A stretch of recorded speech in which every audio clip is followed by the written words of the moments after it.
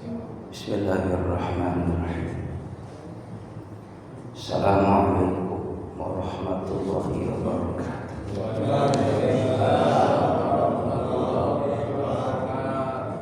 Alhamdulillahi rabbil alamin. Bi ni'matihi tatimmus shalihat wa tanzilul barakat. Asyhadu an la ilaha illallah wa asyhadu anna Muhammadan abduhu wa rasuluh. Allahumma shalli wa sallim ala sayyidina Muhammad wa ala alihi wa sahbihi ajma'in. Qala Allah ta'ala fi kitabihil karim. A'udzu billahi minasy syaithanir rajim. Bismillahirrahmanirrahim. Yauma la yanfa'u malun wala banun illa man atallaha biqalbin salim. Wa qala ta'ala aidan fi ayatil ukhra, innallaha ma'al ladzina ittaqaw wal ladzina hum muhsinun. Wa qala an-nabi sallallahu alaihi wasallam, inna fi jasadil mudghah idza salaha salaha jasad kullu wa in fasadat jasad kullu ala wahyil qalb. Sadaqallah sadaqa Rasulillah sallallahu alaihi wasallam. Rabbana la tuzigh qulubana ba'da idh hadaytana wa hab lana min ladunka rahmah innaka antal wahhab. Hadirin jemaah yang dimuliakan oleh Allah, Ketua DKM serta pengurus yang dirahmati Allah, para hujaj, para satid yang insyaallah senantiasa dirahmati oleh Allah Subhanahu wa taala. Tentunya kita selalu bersyukur kepada Allah Subhanahu wa taala pada malam yang mubarakah ini kita masih diberikan nikmat iman, Islam, ihsan, nikmat sehat walafiat, nikmat panjang umur, nikmat diberikan kesempatan untuk bisa beribadah kepada Allah, salat berjamaah. Tentunya kita berharap mudah-mudahan segala amal ibadah yang kita lakukan menjadi asbab Allah Subhanahu wa taala mencurahkan rahmahnya, taufik, inayah, hidayah, barokahnya.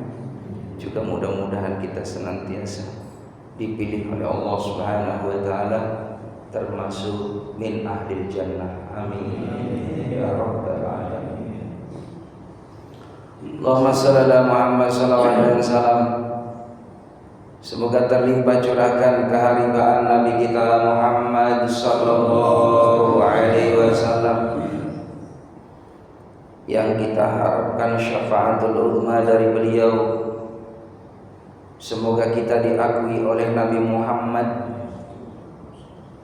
di saat kita menjelang wafat. Nabi Muhammad hadir memberikan syafaat kepada kita. Di saat di alam barzah Nabi Muhammad hadir memberikan syafaat untuk kita. Sampai nanti ketika dibangkitkan di padang mahsyar, Allah tetapkan kita asbab Nabi Muhammad SAW mengenali kita hingga kita berada di barisan baginda Nabi Muhammad sallallahu alaihi wasallam menuju surganya Allah bisyafaati Rasulillah sallallahu alaihi wasallam beserta keluarga yang kita cintai. Kita ingin semua anak cucu kita, zuriat kita, keluarga besar kita, guru-guru kita, sahabat-sahabat kita, karib kerabat kita, ikhwanul muslimin, saudara-saudara kita yang satu akidah, yang beriman kepada Allah, beriman kepada Nabi Muhammad, kelak nanti di akhirat menjadi tetangga kita di dalam surganya Allah. Amin ya rabbal alamin. La hadhihi wa ala kulli niyatin sallallahu hadratur rasul wa la niyatil maqsudin. wa bi barakatil Mustafa sallallahu alaihi wasallam. Al-Fatihah. A'udzu billahi minasyaitonir rajim. Bismillahirrahmanirrahim. Alhamdulillahirabbil alamin arrahmanir rahim maliki yaumiddin. Iyyaka na'budu wa iyyaka nasta'in. Ihdinas siratal mustaqim. Siratal ladzina an'amta 'alaihim ghairil maghdubi 'alaihim waladdallin. Begitu pentingnya kita minta petunjuk dari Allah. Allah mewajibkan kita memohon kepada Allah tidak kurang dari 17 kali minta petunjuk minimal. Ihdinas siratal mustaqim, tunjukkan kami ke jalan yang lurus. Karena jalan menuju surganya Allah ini tidak mudah. Banyak tantangan, ujian, hambatan yang dihadapi bagi orang yang beriman. Orang yang beriman itu kata Nabi Muhammad di dunia ini laksana penjara. Ad-dunya sijnul mu'minin wa jannatul kafirin. Dunia ini ibaratnya penjaranya orang yang beriman, karena semuanya ada aturan. Tidak maunya sendiri. Makan diatur sama Allah, minum diatur sama Allah. Begitupun cara mengais rezeki pun diatur oleh Allah Subhanahu wa taala. Cara berdagang diatur sama Allah.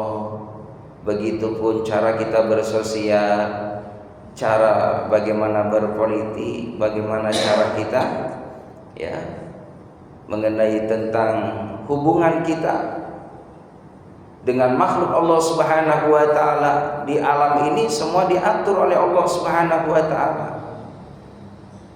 Ada makanan yang halal, ada makanan yang haram, minuman yang halal, minuman yang haram.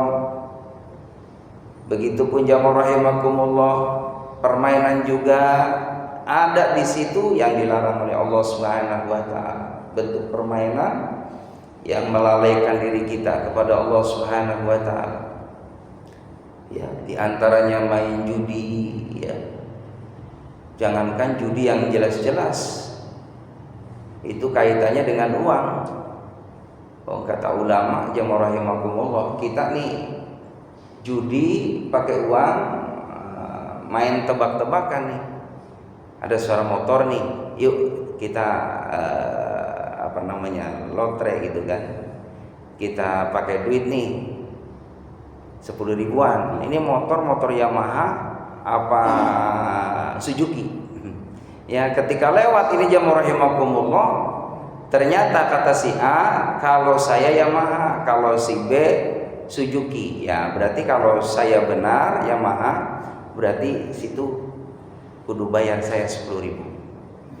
Tebakan begitu aja itu kategorinya judi. Ya, apalagi yang jelas-jelas judi yang kayak domino, remi, ya kan? Nah, itu juga sama kategorinya judi. Apalagi main sepak bola nih, ya kan, antara Persija dengan Persibaya. Ya, Bapak 50-an gitu kan, ayo saya Persibaya, ya udah saya Persija nih. Maka ketika lotre begitu nih, itu kategorinya judi. Jadi jamaah rahimakumullah diatur. Apalagi yang jelas-jelas judinya judi yang bisa menghabiskan harta benda. Nah, ini adalah suatu yang melanggar daripada syariat, daripada agama Allah Subhanahu wa taala. Diatur jamaah rahimakumullah, enggak boleh berjudi, enggak boleh minuman ya khamr yang memabukkan. Bentuk jenis apapun yang memabukkan jamaah rahimakumullah, termasuk ngelem. Nah, itu sama juga ngelem. Nah, itu kan, biar nggak sadar nih ya. Nah, itu haram hukumnya ngelem. Ya, itu nggak boleh. Jamaah rahimakumullah, apalagi yang namanya narkoba, sabu-sabu, ganja. Ya, dalam hadis Nabi Muhammad itu jamaah rahimakumullah, orang yang nunjukin, Pak, kalau orang yang jualan minuman khomer tuh mana ya Pak warungnya? Oh no, sebelah sana warungnya. Nah, yang nunjukin aja tuh dapat dosa Pak, dapat dosa. Ya, jadi kalau ada orang yang nyari barang yang haram, wajib kita jangan ngasih tahu. Pura-pura nggak tahu dapat pahala. Kalau tempatnya orang judi sabung ayam di mana ya Pak? Oh no sana. Oh boleh anterin yuk. Ya, nganterin hadirin. Nah, itu ngasih tahu sama ngasih tahu sama orang yang mau minum khamr, begitu orang yang ngasih taunya, orang yang minumnya, orang yang ketempatannya, orang yang ngizinin ada kemaksiatan, ya itu juga sama kategorinya fahuwa minhum, mereka di antara. Jamaah rahimakumullah. Maka ada aturan, tidak boleh yang namanya judi, zina. Ya, maka diatur, makanya penjara kata Nabi Muhammad. Wa jannatul kafirin, surganya orang kafir mah bebas, Pak. Enggak ada aturan dia mau makan apa, mau minum apa. Tapi keadilan Allah Subhanahu wa taala bahwa orang yang beriman dan melakukan kebaikan, dia akan ada balasan berupa kebahagiaan yang abadi di akhirat.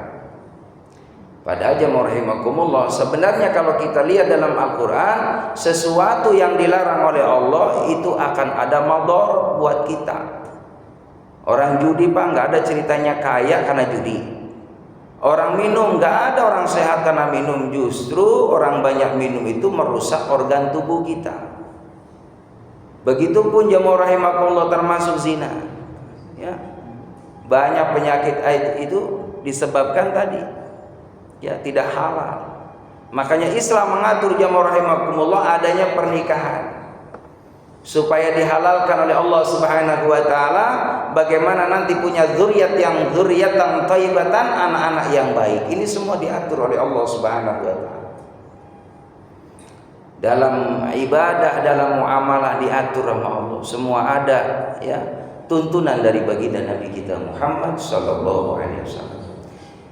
Hadirin jamaah yang dimuliakan oleh Allah Subhanahu wa taala. Apa tujuan kita hidup di alam dunia ini? Tidak ada lain bagaimana kita supaya meraih kesuksesan dunia akhirat.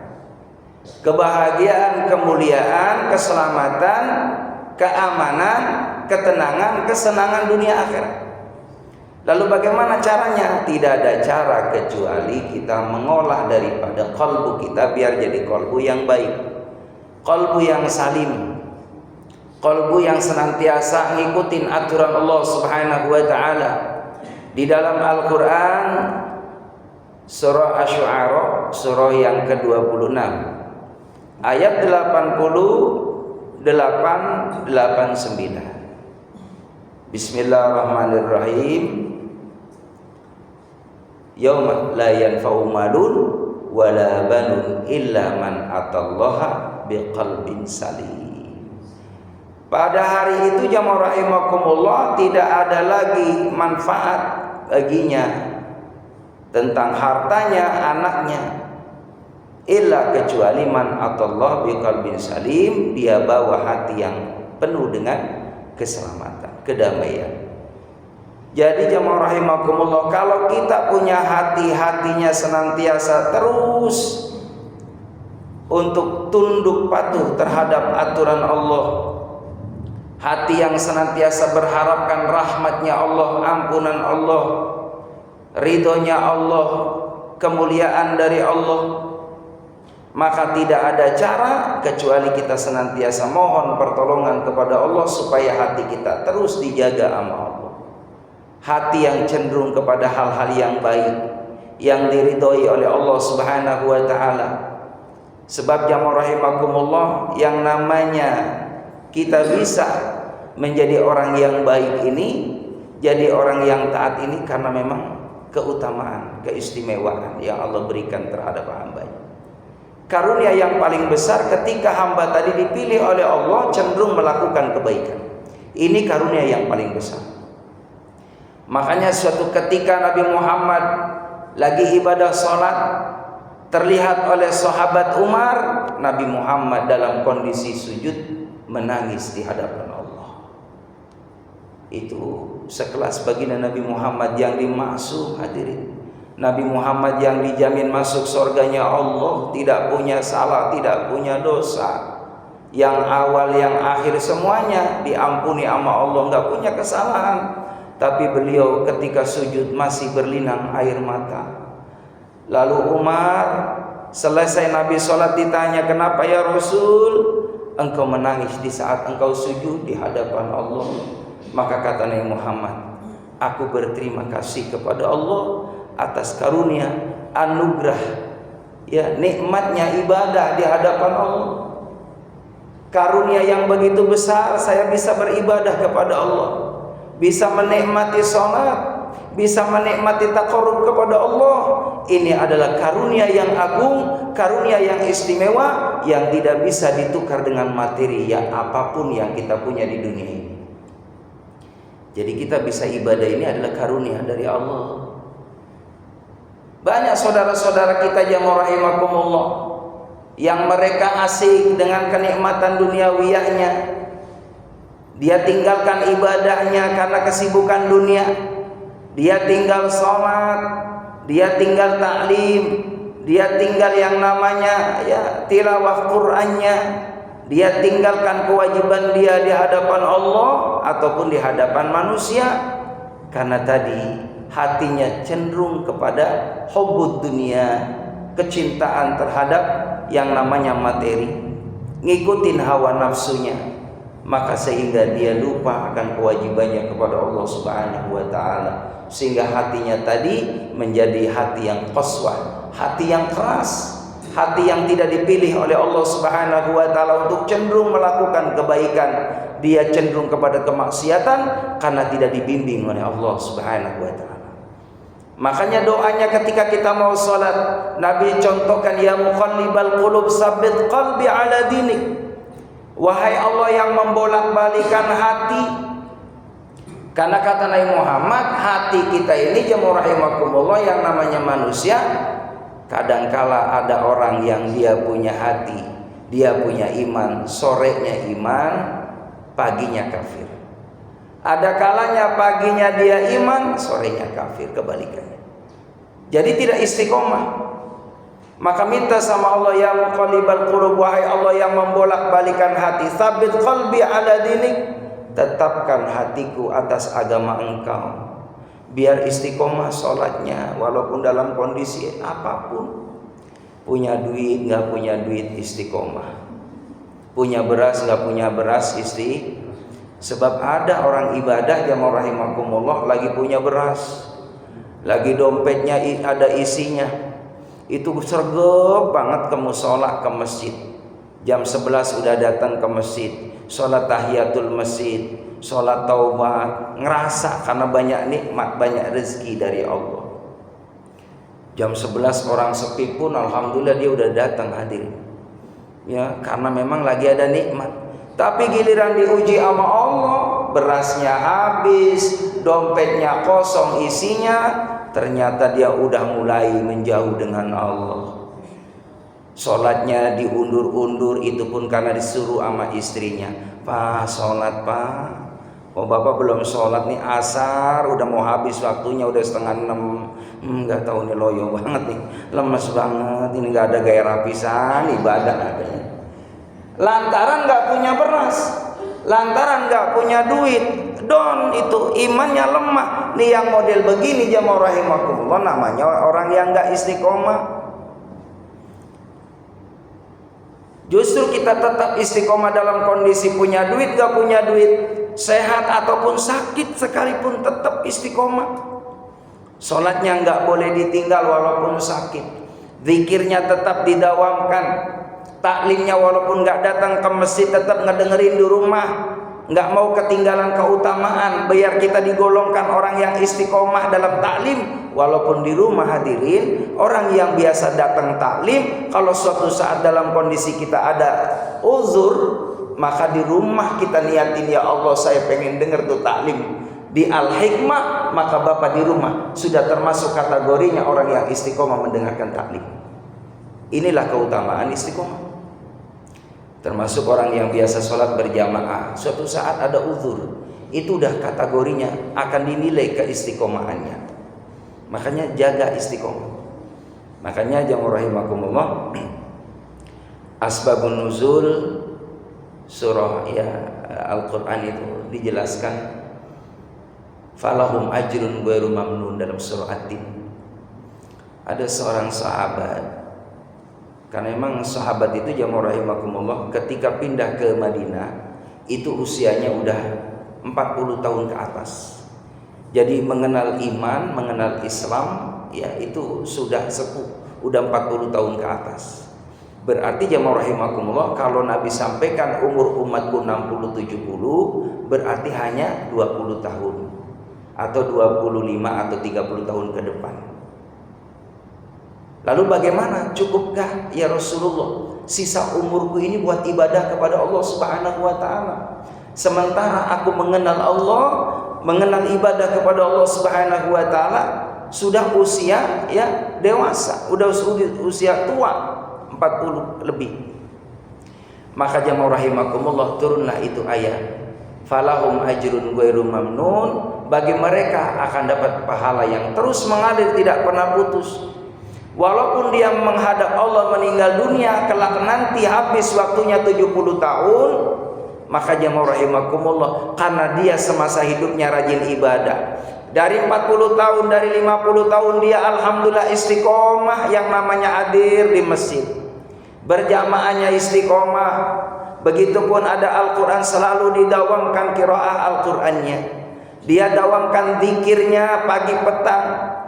Begitupun zikir khaufnya, zikir sirnya terus didawamkan. Begitupun dia senantiasa menjaga qiyamul lail tahajudnya, menjaga duhanya, menjaga taubatnya, menjaga salat mutlaknya. Begitupun amal-amal solehnya, mengunjungi majelisnya Nabi Muhammad SAW saat itu jamaah rahimakumullah di Masjid Nabawi. Maka ketika sudah tidak ada dia menghadap Allah, maka dinilai orang tadi seakan melakukan amaliyah-amaliyah yang soleh semasa hidup di alam dunia. Jadi walaupun dia meninggal dunia, kata Rasulullah, itu dapat pahala kebaikan semasa hidup di alam dunia dalam kebaikannya. Mengapa jamaah rahimakumullah? Sebab kalau orang tadi dihidupkan oleh Allah Subhanahu wa taala atau dia masih panjang umur, bisa dipastikan dia akan menjaga amaliyah-amaliyah solehnya itu. Itulah keistimewaan, keuntungan kita senang ibadah. Makanya hadirin jamaah yang dimuliakan oleh Allah Subhanahu wa taala, terus kita istiqomahkan. Sehingga orang istiqomah itu jamaah rahimakumullah dijamin oleh Allah. Alladzina qalu rabbuna Allah tsumma istaqamu tatanazzalu alaihimul malaikah alla takhafu wa la tahzanu wa abshiru bil jannati allati kuntum tu'adun. Yaitu orang yang berkata dialah Allah Subhanahu wa taala Tuhan kami, lalu istiqomah dalam kebenaran, tsumma istaqamu tatanazzalu alaihimul malaikah, maka turun malaikat Allah Subhanahu wa taala memberikan kabar gembira kepada kita, ala takhafu wa la tahzanu, jangan takut, jangan sedih hati, wa abshiru bil jannati allati kuntum tu'adun, Allah sudah memberikan kabar gembira, tempatmu berada dalam surganya Allah. Jadi kita nih orang yang istiqomah hadirin, Allah sudah siapkan. Bagaimana enggak senang jamaah rahimakumullah? Ini yang ngasih kabar malaikatnya Allah, ala takhafu wa la tahzanu, jangan khawatir, jangan sedih hati wahai hamba Allah yang istiqomah. Kamu dalam kondisi senang tetap ingat Allah, susah tetap ingat Allah. Sehat ingat Allah, sakit ingat Allah, jangan sedih hati, jangan khawatir hamba Allah, kata malaikat. Kamu sudah disiapkan nanti di akhirat berupa tempat yang istimewa, berupa surganya Allah Subhanahu wa taala. Mudah-mudahan kita termasuk orang yang di dalamnya. Amin ya rabbal alamin. Dari sini hadirin barangkali ada yang perlu ditanyakan, Pak, dipersilakan.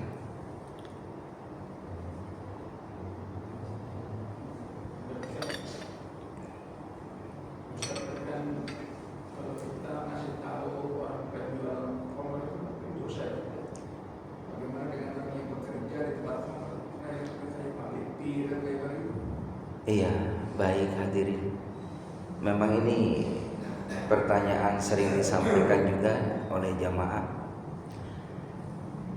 Alangkah baiknya ya, yang sudah bekerja istikharah dan minta kepada Allah supaya dapat pekerjaan selain itu. Kalau memang ada, walaupun memang menjanjikan itu, Pak. Saya punya teman betul pertanyaan seperti itu, bahkan ketika ngundang saya ceramah di suatu tempat, dia kerja di tempat itu. Pak, saya kerja di situ, Pak. Dibilang itu gimana solusinya, Pak? Kata saya, coba cari pekerjaan yang benar-benar aman. Karena kalau kita lihat dari hadis tadi seperti itu keterangannya. Kita nggak mau anak cucu kita, mohon maaf, diberikan sesuatu yang jelas tadi dari sumber yang tidak disukai sama Allah. Memang dari segi materi menjanjikan, ya luar biasa. Saya cepat perkembangan ekonominya, Pak. Saya punya tempat tinggal, saya punya kendaraan, saya cukup lah gitu.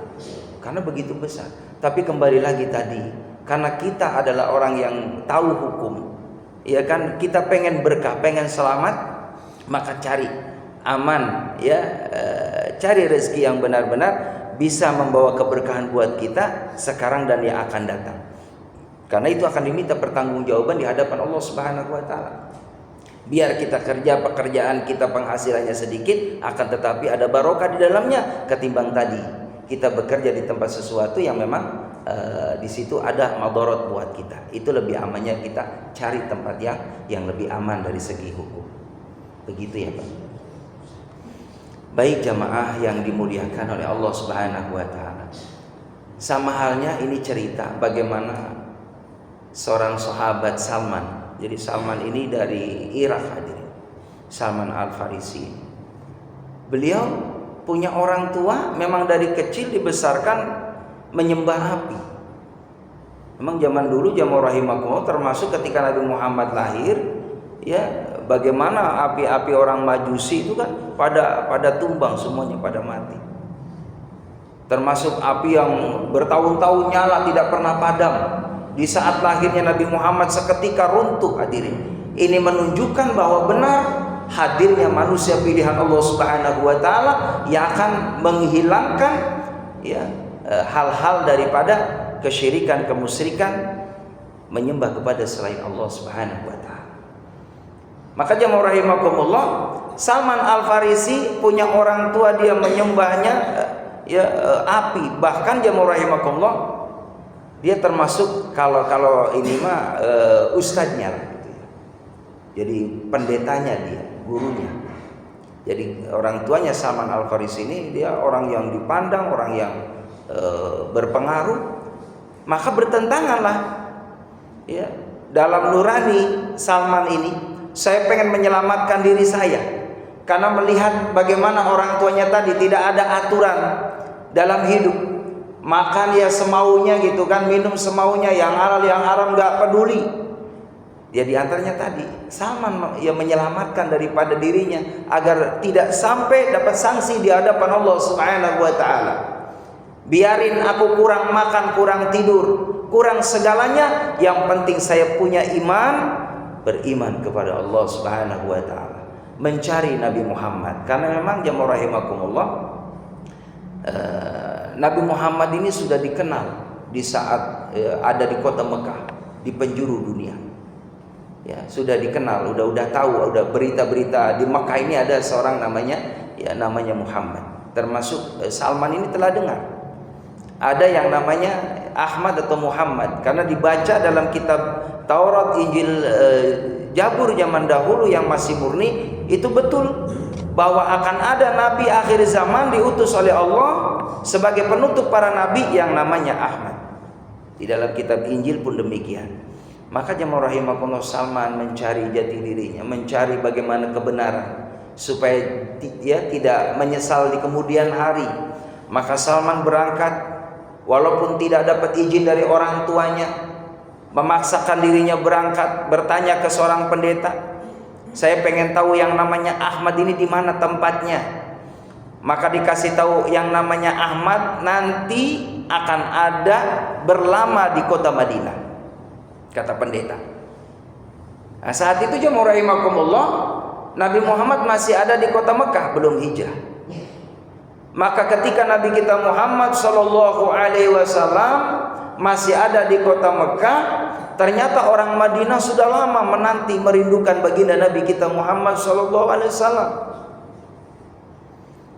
Di antaranya doa-doa mereka orang-orang Madinah supaya Nabi Muhammad dari Mekah ini pindah ke kota Madinah. Maka Salman jamaah rahimakumullah terus mencari di mana sosok Nabi Muhammad SAW. Dari Irak terus nyari, karena memang kata pendetanya adanya di Madinah. Cirinya di situ banyak pohon korma. Maka Salman jamaah rahimakumullah berhari, berminggu, berbulan, bertahun-tahun Pak. Dari pendeta yang satu ditanya, betulkah Nabi akhir zaman ada yang namanya Ahmad atau Muhammad? Betul. Dijelaskan itu sama pendeta. Ya, keterangan bahwa akan ada Nabi akhir zaman. Terus menyelusuri lagi jamaah rahimakumullah, di suatu negeri lagi, di suatu tempat, nanya lagi ke pendeta sama. Sampai 3 kali ketemu dengan pendeta sama penjabarannya. Di akhir kali pendeta yang ketiga dikatakan, kalau engkau pengen ketemu dengan Muhammad, ada di kota Madinah yang itu cirinya kotanya atau negerinya penuh dengan pohon korma. Terus cirinya bagaimana wahai pendeta? Muhammad itu, Ahmad itu, dia punya wajah satu ketika dilihat tidak membosankan. Lalu yang kedua, yang namanya Ahmad atau Muhammad Nabi akhir zaman yang nanti akan ada di Madinah, kata pendeta ini, dia punya yang namanya karakter tabiat, dia tidak menerima yang namanya sedekah. Jadi nggak nerima ya Nabi Muhammad itu. Lalu yang ketiga yang namanya Muhammad ini Nabi akhir zaman, beliau punya tanda nanti kau lihat di bawah punggungnya ada stempel kenabian. 3 poin inilah tanda kalau kau jumpa dengan orang tersebut, itulah Nabi akhir zaman. Semakin penasaran jamaah rahimakumullah, Salman semakin penasaran, terus menyelusuri kota demi kota. Terakhir betul ada di kota Madinah. Sampai di kota Madinah jamaah rahimakumullah belum hadir, nabinya belum hijrah, masih ada di Mekah. Setelahnya ada di kota Madinah, ternyata Salman bekerja sama orang Yahudi, orang yang kaya raya, punya kebunnya luas. Maka Salman, ini belum masuk Islam ceritanya Salman hadirin, ya sudahlah bekerja, ya jadi budak, kerja di orang Yahudi. Ini Yahudinya kaya raya tapi pelit Pak. Memang biasanya, mohon maaf, orang kalau nggak punya ilmu, nggak punya iman, nggak punya amal soleh, semakin kaya kadang semakin pelit Pak. Ya mudah-mudahan kita nanti kalau jadi orang kaya jangan pelit ya Pak. Amin. Ya Robbal. Karena survei membuktikan begitu Pak. Giliran waktu belum kaya mah Pak, itu banyak banget ngasih orang itu ya, sering nolong. Ya orang punya duit ya mau rahimakumullah 100.000 nih, diambil 20 Pak, masih ngasih Pak. Waktu belum jaya, belum kaya. Giliran nanti punya duit ya mau rahimakumullah 100 juta, diminta 1 juta, ngasih nggak Pak? Ngasih nggak? Enggak. Padahal masih sisa banyak kan. Padahal jamaah rahimakumullah kalau punya iman, punya ilmu, punya amal soleh, punya 100 juta, diminta 1 juta buat pembangunan masjid, pembangunan pondok pesantren, yatim piatu, insya Allah nggak perhitungan karena masih ada sisa banyak. Tapi biasanya seperti itu tuh orang tuh, semakin banyak materi, kadang orang begitu sayang untuk mengeluarkan ya di jalan Allah Subhanahu wa taala. Nah, apalagi orang Yahudi ini nggak punya iman, nggak punya ilmu, nggak punya amal kebaikan, nggak meyakini yang namanya sedekah itu akan diganti sama Allah, bernilai pahala buat dia di akhirat, enggak. Jadi Salman kerja nih sama orang Yahudi, pelitnya ya Allah, pelit luar biasa. Jadi kalau Salman kerja nih seharian cuman dikasih segegem doang Pak, segegem korma tuh kalau siang nih tuh sama sore. Itu mah cukup nggak cukup terserah, kata orang Yahudi. Salman sabar Pak, karena saking pengen ketemu sama Nabi Muhammad. Bertahun-tahun, nggak setahun 2 tahun Pak, bertahun-tahun dalam hikayat. Bertahun-tahun. Singkat cerita jamaah rahimakumullah, akhirnya terdengarlah seminggu sebelum datang Rasulullah bakal ada nabi ya akhir zaman, Nabi Muhammad yang dari Mekah akan pindah ke kota Madinah. Maka bersiap-siaplah itu jamaah rahimakumullah ya para sahabat yang akan menyambut baginda Nabi Muhammad, kaum Ansar yang akan menolong baginda Nabi Muhammad mempersiapkan rebananya. Maka jamaah rahimakumullah, berjalannya waktu, Salman menunggu nih. Lama banget, kapan? Seminggu. Emang kalau orangnya lagi ada yang ditunggu, Pak, waktu kayaknya lama banget. Ya kan? Beda sama yang gak ditunggu. Jadi karena nunggu lama banget. Makanya pekerjaan yang membosankan adalah nunggu, hadirin. Ya kan, nunggu. Jamaah yang dimuliakan oleh Allah Subhanahu wa taala. Sehari, 2 hari, 3 hari, 4 hari, 5 hari. 3 hari sebelum kedatangan Nabi Muhammad jamaah rahimakumullah, Salman itu ketika dikasih kurma sama majikannya, Pak, dipilihin mana yang cakep-cakep dipisahin. Yang kurang cakep dimakan saben hari sama Salman. Yang bagus buat Nabi Muhammad sallallahu alaihi wasallam. Karena saking rindunya bertahun-tahun ya pengen ketemu sama Nabi Muhammad. Pengen ngasih sedekah tadi. Apa yang terjadi jamaah rahimakumullah? Pas hari itu ramailah di kota Madinah, sudah mempersiapkan rebana dengan sambutan tala'al badru alaina min thaniyatil wada wajaba syukru alaina mad'a lillahi da. Itu Salman jamaah rahimakumullah lagi ada di atas korma, Pak, di ujung itu paling atas. Dengar Muhammad hadir datang. Itu Salman dari atas, Pak, nggak nyadar, merosot gitu turun, udah kayak nggak nyadar gitu. Udah ibaratnya luka pada tubuh nggak ngaruh. Yang penting saya seneng ada yang namanya Muhammad hadir dari Mekah.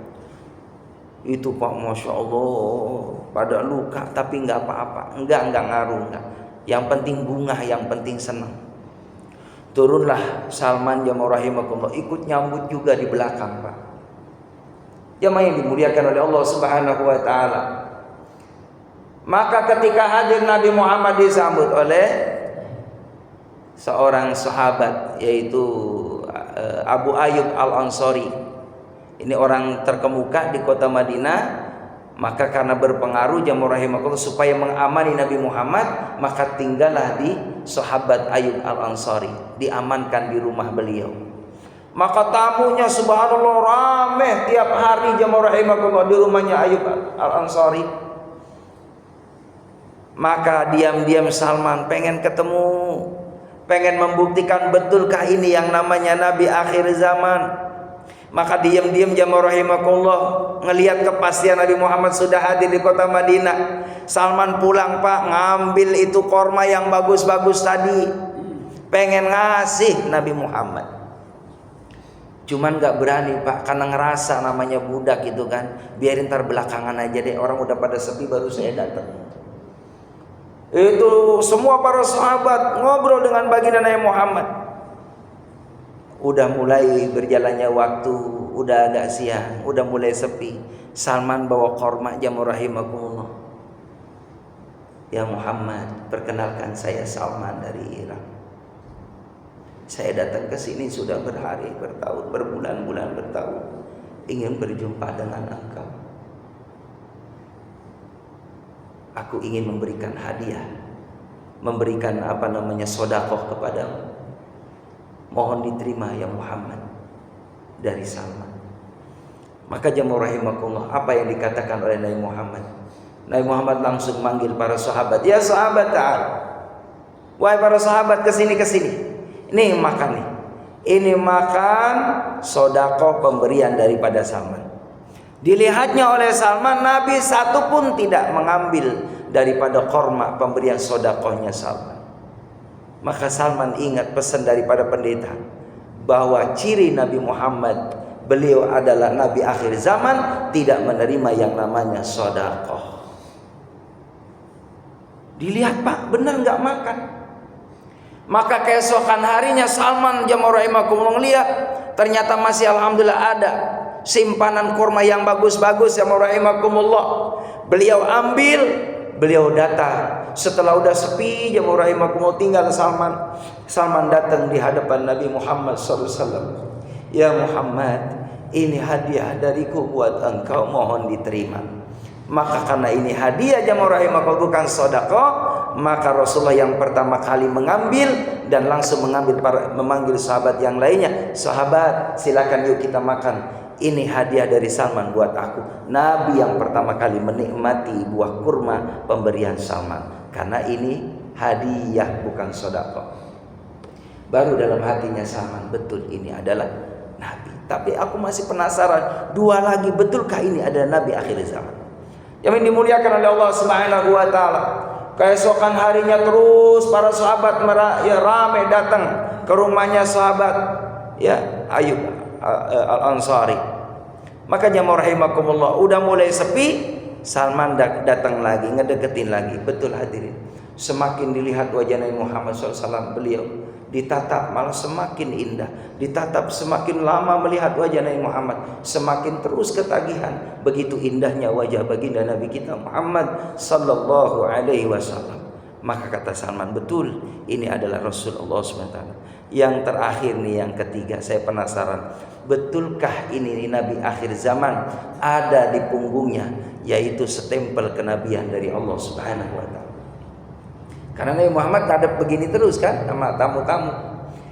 Itu jamaah rahimakumullah, ayat Allah Subhanahu wa taala. Nabi pun memang punya suatu mukjizat dari Allah, tahu akan hati-hati para sahabat yang memang kangennya luar biasa, rindunya luar biasa kepada Nabi Muhammad. Di antaranya Salman, yakin kata Nabi, Salman pasti rindu kepadaku, ingin aku kasih tahu sebenarnya bahwa apa yang diharapkan oleh Salman akan aku tunjukkan, akan aku buktikan. Setelah orang jamaah rahimakumullah kumpul, Salman mendekati Nabi Muhammad, maka Nabi Muhammad pun menghampiri Salman. Sengaja Nabi berbalik hadirin. Maka betul Nabi pun menarik daripada bajunya sedikit supaya Salman jelas terang melihat punggung baginda Nabi Muhammad. Tertulis di situ ada stempel kenabian baginda Nabi kita Muhammad SAW. Yang lihat adalah sahabat Salman tadi. Inilah kalau Allah sudah menginginkan hambanya untuk dipertemukan kekasihnya di dunia di akhirat, hati inilah yang menjadikan kecenderungan Allah akan mempertemukan seorang yang dicintainya. Jamaah yang dimuliakan oleh Allah SWT. Maka benar kata baginda Nabi kita Muhammad SAW, yusarul mar'u ma'aman ahabba, seorang itu dikumpulkan dengan orang yang dicintainya dunia dan akhirat. Maka Salman betul karena memang hatinya terus terpaut cintanya kepada Nabi Muhammad, walaupun belum pernah jumpa jamaah rahimakumullah, betul dipertemukan oleh Allah Subhanahu wa taala. Akhirnya saat itu jamaah rahimakumullah, kata Salman, ya Rasulullah, aku ini kan budak. Aku punya tuan di sini orang yang kaya raya, orang Yahudi. Aku kalau keluar dari sana nggak bisa, karena memang dia sangat zalim. Nggak mungkin aku bisa keluar dari sana. Kata Nabi Muhammad, coba kamu bilang sama tuanmu, seberapapun untuk membebaskanmu, aku akan bebaskan. Jadi jamaah rahimakumullah, ngomonglah ini Salman, Tuan, saya ingin keluar dari Tuan atas perintah Nabi Muhammad. Apa yang Tuan minta kalau seandainya aku keluar? Maka kata tuannya tadi orang Yahudi, kalau memang sanggup apa yang aku minta, boleh aku bebaskan kau Salman. Permintaanku adalah siapkan yang namanya pohon kurma 100 yang mana jangka 1 tahun harus panen. Ini cukup nggak sampai jam 7 nih Pak? Ini ceritanya jam 9 ya. Mudah-mudahan cukup, saya singkat ya Pak ya. Udah Isya Pak? Udah Isya ya. Jadi akhirnya jamaah rahimakumullah, Salman habis ngomong begitu, kata Nabi, ya udah aku sanggup. Nanti insya Allah korma yang 1 tahun, menurut prediksi keumuman yang namanya kurma itu tahunan Pak. Tahunan bisa 5 tahun 10 tahun. ini Allah hadirkan pohon korma ditanam amat tangannya Rasulullah sendiri, dan 1 tahun langsung panen. Insya Allah bulan yang akan datang hadirin ceritanya. Allah alam bisawab, yang benar dari Allah, yang salah adalah kedaifan saya. Subhanaka wa bihamdika asyhadu an la ilaha illa anta astaghfiruka wa atubu ilaik. Alhamdulillah. Demikian. Assalamualaikum warahmatullahi wabarakatuh.